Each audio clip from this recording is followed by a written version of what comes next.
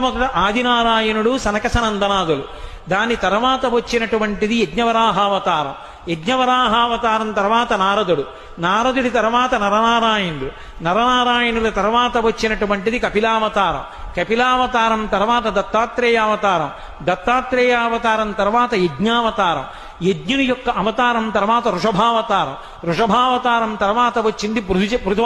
గారి అవతారం, పృథు గారి అవతారం తర్వాత వచ్చినటువంటి అవతారం మత్స్యావతారం, తర్వాత కూర్మావతారం, తర్వాత ధన్వంతరి, తర్వాత మోహిని, తర్వాత నరసింహుడు, తర్వాత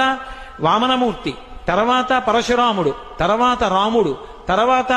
రామచంద్రమూర్తి, తర్వాత బలరాముడు, బలరాముడి తర్వాత కృష్ణ భగవానుడు, కృష్ణ భగవానుడి తర్వాత ఏకకాలంలో 2 అవతారాలు ఉంటూ ఉండొచ్చు వీటిల్లో. కృష్ణావతారం, కృష్ణావతారం తర్వాత బుద్ధావతారం, బుద్ధావతారం తర్వాత కల్కి అవతారం, మొత్తం 21 అవతారాలు.